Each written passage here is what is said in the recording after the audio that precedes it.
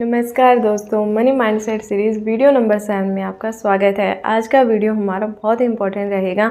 आज हम पैसे के यूज़ को लेकर जो हमारा हज़ारों साल पुराना ज्ञान है उस पर चर्चा करेंगे। आपको एक क्लैरिटी देने की कोशिश की गई है।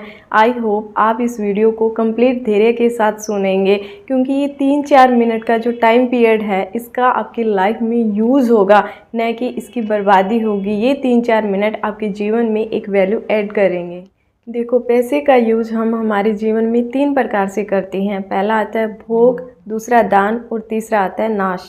पैसे का पहला यूज़ यानी उपयोग आता है जी भोग। भोग आप 3 प्रकार से करती हो। पहला, जो आप खुद के लिए भोग करती हो, यानी पैसा खुद के लिए खर्च करती हो, लाइक आपकी नेसेसरी नीड्स, रोटी, कपड़ा, मकान या अन्य खर्चे आप खुद के ऊपर करती हो। दूसरा आता है इसमें भविष्य को लेकर जो आप खर्चे करती हो, like saving, investment, mutual fund, FD, gold, real estate या कोई भी आप इंश्योरेंस लेती हो, वो आपके भविष्य को लेकर पैसे का यूज है, भोग है।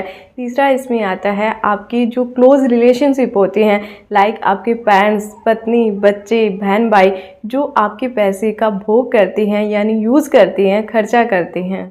पैसे का दूसरा यूज़ यानी उपयोग आता है दान। अब दान क्या होता है? जो आप अपने द्वारा कमाया हुआ पैसा निस्वार्थ भाव के साथ किसी अन्य को देते हो एंड बदले में किसी चीज़ की उम्मीद नहीं रखते, वो होता है दान। जो आप किसी मंदिर मस्जिद में दे सकते हो, किसी संस्था में दे सकते हो या किसी ज़रूरतमंद व्यक्ति को आप दान दे सकते हो। पैसे का हमारा तीसरा यूज़ यानी उपयोग आता है जी नाश। मीन्स यदि आप अपने पैसे का न तो भोग करते हो न उसका दान देते हो तो आपके पैसे का नाश होगा।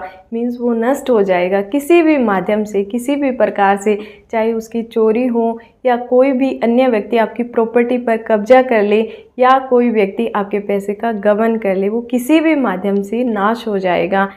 इसीलिए बहुत ज़रूरी है कि आप अपने द्वारा कमाए हुए पैसे का कुछ हिस्सा भोग करें एंड कुछ हिस्सा दान करें, ताकि उसका नाश होने से, नष्ट होने से बचाया जा सके।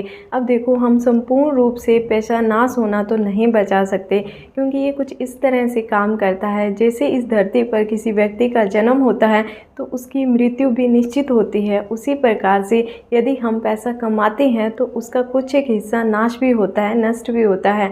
आप अपनी बैक हिस्ट्री में जाकर देखना, आप पाओगे कि जीवन में बहुत सारे ऐसे पड़ाव आए हैं जहाँ पर आपके पैसे का नाश हुआ है, वो बर्बाद हुआ है, नष्ट हुआ है।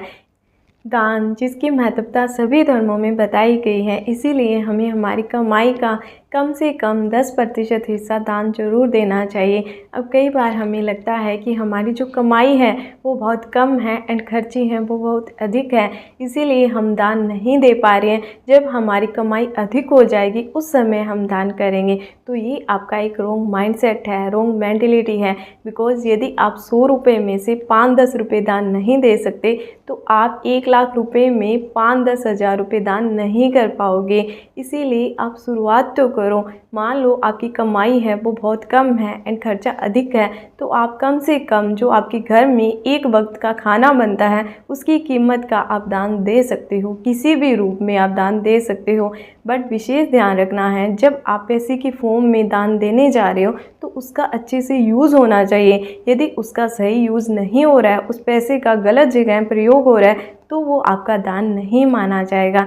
इसीलिए इस वीडियो के माध्यम से आपको एक क्लैरिटी देने की कोशिश की गई है कि यदि आप पैसे के 3 प्रकार से जो यूज़ होते हैं, उपयोग होते हैं, उनमें से जो आपके पहले 2 भोग और दान, यदि वो अच्छे से काम कर रहे हैं, उनमें जो आपका पैसा है वो अच्छी मात्रा में जा रहा है, तो आपके पैसे का कम नाश होगा। अदरवाइज़ आपने बहुत सारे ऐसे लोग देखे हैं कि जो न तो भोग करते हैं न ही दान देते हैं, तो किसी भी प्रकार से उनके पैसे का नाश हो जाता है।